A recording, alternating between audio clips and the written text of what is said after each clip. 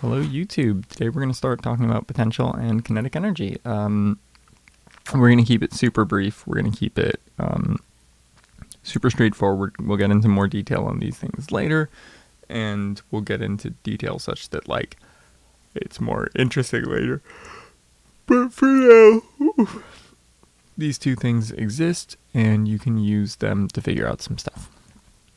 So in particular, you should be able to use a few different types of energy to understand the concept of energy and why it's useful. And then in particular, we'll get more into kinetic energy, which won't come up at first, and potential energy, which also won't come at first, to figure out how to calculate those things in different situations and how to use those energies to figure out how high up something is or how fast it's going, and that's pretty much it. So, energy is the ability to enact change in your environment. You can also think of it as how much stuff you can do. It's a number. So mostly speaking, energy is this sort of mathematical construct where we noticed that if you look between these different situations, there's this thing. It stays the same. And so we should probably give it a name and start caring about it, because when things stay the same, there's a lot of math you can do with that. So we called it energy. And honestly, a good way to think of energy is as sort of this universal currency, and you can spend some of that currency to do some stuff. In particular, energy cannot be created or destroyed, and this is called the law of conservation of energy.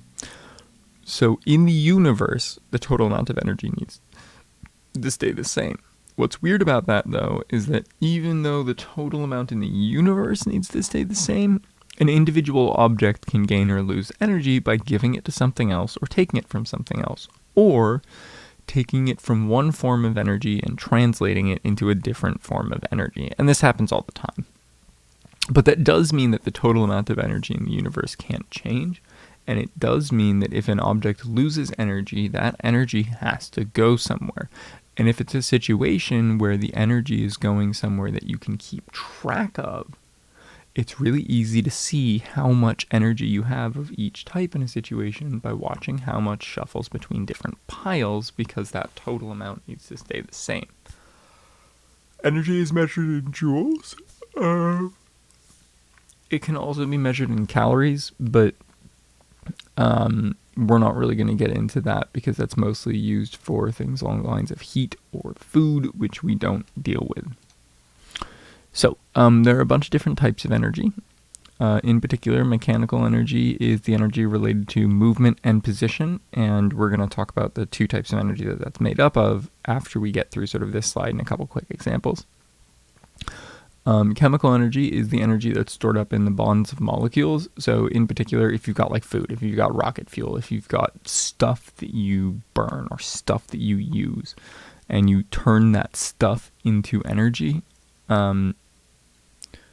or you break apart that stuff and you get energy. I just realized that that's also a description of nuclear energy, but within a molecule instead of within an atom. Then that'll be chemical energy. Thermal energy is the energy that's stored up in temperature. So the hotter something is for the same object, the more that object will have of thermal energy. The colder something is, the less it'll have of thermal energy. Y'all are probably fine to hear that thermal energy is actually the energy that the object has stored in the individual motion of the molecules inside the object. So when the molecules inside the object move fast, there's more energy because they're able to do more stuff by crashing into things. And when they move slowly, they have less energy because they're less able to do stuff by crashing into things. The more molecules there are, the more mass there has, then the more thermal energy it'll have as well. Of note for thermal energy, it's kind of a black hole. It's really hard to calculate how much the object has, and it's really, really hard to convert things from thermal energy back into other types of energy. There's just not good efficiency. there's not good efficiency around that. And so it's generally speaking considered sort of lost energy when things become thermal energy, not because it's not energy anymore, but because it's stuck as that pretty much, though not literally. So conservation of energy. Generally speaking, this whole thing around shuffling things in piles, if you've got a human with 40,000 joules of stored chemical energy while at the bottom of a hill, and then they run up to the top of the hill and have 3,000 joules of chemical energy, and they have 5,000 joules of mechanical energy, then we can figure out what the total energy of the person was at the bottom of the hill. They had 40,000 joules of chemical energy, and it's not really talking about anything else. So for now, we're just going to say that they started with 40,000. Just realized that I can do this.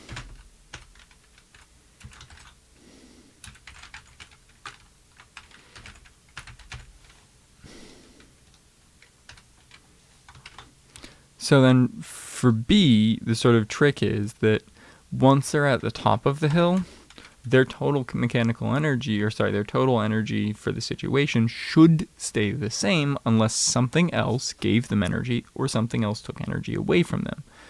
And in this case, that doesn't necessarily seem like a thing that should have happened. So,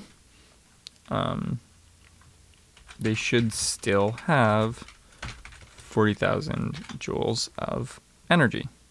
Now, it doesn't have to be chemical. So when we get to C, they start out with some amount of chemical energy. And now I will go back to having things that look bad. They do start out with some amount of chemical energy. And at the end, we know that they've got some, and I'm going to call that EC1. At the end, we know that they have some chemical energy, and we know that they have some mechanical energy. But now we're being asked about thermal energy dissipated to the environment. So let's also say that there was some thermal energy that between those two places we got rid of, that we can keep track of and conceptualize as thermal energy in that second location. If we look at our values here, we know everything except our thermal energy at the second location. So if I subtract away my two other energies at the beginning,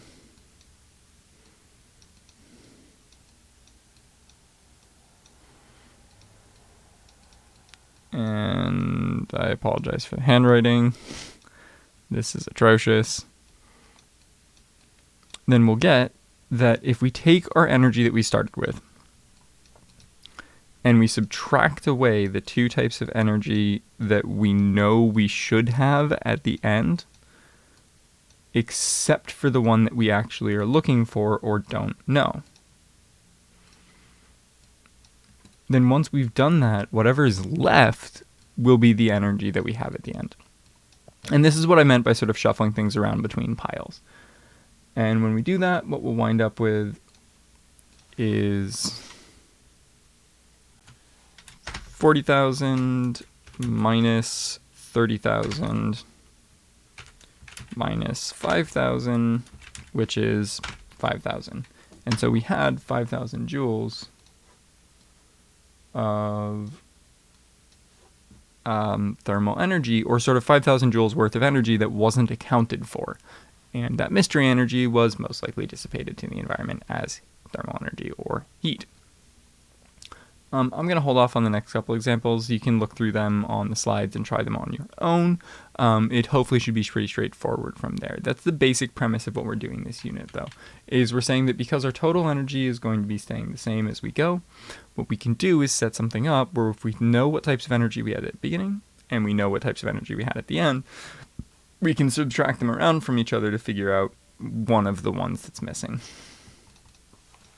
So going into the types of energy we'll actually be using for most of this unit are kinetic energy, and we're also going to talk a lot about potential energy, and we will still be talking a lot about mechanical energy. So Kinetic energy is the energy that an object has stored up because of how it's moving. So,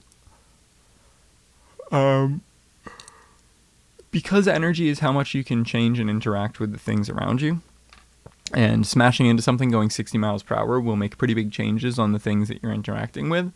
The faster you're going, the more capacity you have to change your environment. The name for that energy is kinetic energy. The faster you go, the more kinetic energy you'll have. And the more stuff is moving, the more kinetic energy there is, because there's more stuff with kinetic energy. So the more mass you have, the more kinetic energy you have. Objects at rest have no kinetic energy, regardless of their mass. And we'll learn why this matters in a sec, but potential and kinetic can turn back and forth into each other perfectly. Again, hold off, potential will make more sense in a second. Generally speaking, if you lose kinetic energy, it'll become this second type that we're going to talk about in a sec, called potential energy, although we're going to have to actually care about the ways that you figure that out.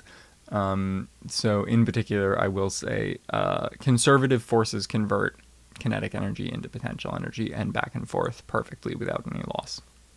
And we'll learn which types of forces are conservative or how to tell if a force is conservative later. Okay, so if friction was the thing that makes you slow down, generally speaking, that's a non-conservative force. It doesn't keep that type of energy, the energy between the two, perfect. And so what happens is a lot of your energy winds up becoming thermal energy instead and being dissipated to the environment as heat. This is the equation. Kinetic energy equals 1/2 mv squared. M is your mass, v is your velocity. Squared means that your velocity matters more than your mass in like a proportionality situation. So if your mass gets cut in half, but your velocity doubles, the energy will increase because the velocity got bigger and the velocity matters more. A 6 kilogram person is going 20 meters per second. How much kinetic energy do they have? All you got to do, take the equation, throw stuff at the equation. EK is equal to 1/2 mv squared, and that will equal 1/2 times 60 times 20 squared. Half of 60 is 30 times 40 is 1,000, and then 12 and then 3 zeros. Units are still joules. You can do the equation backwards too, and it also works. Hopefully that's comfortable and familiar. Gravitational potential energy is our other type of energy that we should probably talk about. And that's the the energy stored up in the object because of a conservative force. We'll learn more about what I mean by conservative force later, but basically if you've got an object that is getting pushed by something where the amount it's getting pushed by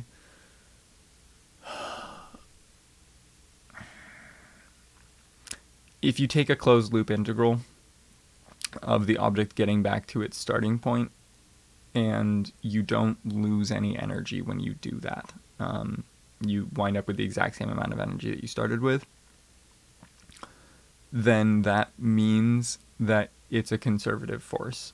Some forces don't do that. Some forces give energy away to the environment, or take chemical energy as their source. If that's the case, it won't be a conservative force. But generally speaking, it's stuff like if you have a bowstring, if you have a spring that's scrunched up, if you have a rubber band that's pulled out, or if you have something like gravity or electric charge that's going to be moving things around, then it's conservative, and the potential energy from those things will be a good way to keep track of things. So generally speaking, if you are high up, you have lots of gravitational potential energy. If you are low down, you have very little gravitational potential energy. Something that starts to get a little bit difficult for people as we go, because it's very tempting to look at individual problems and assume that it just carries on for everything.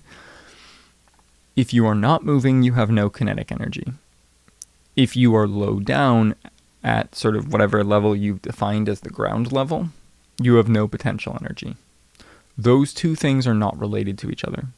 Often speaking, if something lost a bunch of kinetic energy, it became potential energy. But that doesn't mean that if you're moving slowly, you have to be high up, right? And those are the core things that these two things are saying. If you have a lot of kinetic energy, it's because you're moving fast. If you have a lot of potential energy, it's because you're high up. If you lost a lot of kinetic energy, it had to go somewhere off into potential. If you lost a lot of potential energy, it had to go somewhere off into kinetic. And so frequently, if you used to be high up and now you are low down, you will have very little potential energy, which you lost a lot of because you used to have a lot, and that would need to go somewhere probably kinetic. But just be careful that you don't get into the habit of thinking, oh, low down, that means low potential, high kinetic in every case, because all it really means is low potential. Sorry for that little tangent, but it's fresh on the mind because I was helping some people with it yesterday. In particular, if something is on the ground, you get to define what that ground is, because the only literal ground would be the center of the Earth. Gravitational potential energy represents the energy that's saved up because the thing could fall more. It's always about the stuff the object could do for energy. So potential energy is saying, well, this thing could start to move and fall. And that will be true until you're at the center of the Earth.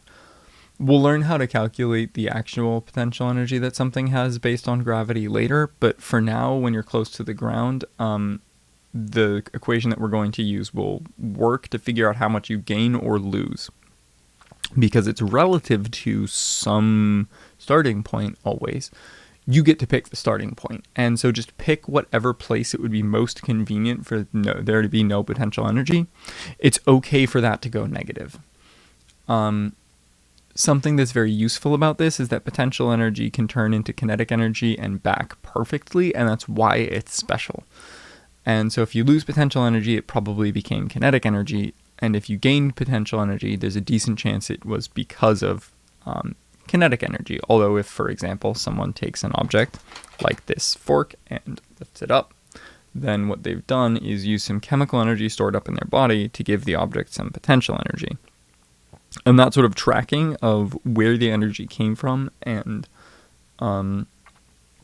what type it used to be is sort of the core of this unit and can be very useful. Okay, so the equation is that your change in potential energy, which is separate from your actual total amount of potential energy, which we can't calculate until we do some calculus with the gravity equation, is equal to mass times the acceleration constant of gravity times the change in height. So if you have more stuff, if you're on a planet with more gravity, or if you go a greater distance up or down, you will have a greater change in potential energy. And so just like the last equation, you can put the numbers in it and it works. So like if you want to find the potential energy from gravity, and the reason there's double subscripts, first off, the first subscript is dumb. It's potential, which is U. U is potential energy because P is momentum, which also doesn't make sense, but here we are. If you want a way to remember it, there is an incredibly stupid way to remember it that I came up with a couple days ago, which is that you have potential. Because you do. Look at all the growth you're going to have. Anyway, we've got mgh as our equation for this sucker, and all we have to do is take our mass of 60, take our gravity of 10 on Earth, and take our height differential of 50 meters, and multiply those out to get 30,000, and that's our potential energy. And you can do that backwards by like dividing by mg to get height, and that'll still hold. The place where this starts to get tricky is when you put together the idea from the beginning, where we were shuffling around between the different types of energy and the individual equations that substitute into those amounts of energy instead of just being given an amount, and you put those together. And we'll get more into that next class. But for now, goodbye YouTube, and I hope you have a great rest of the day.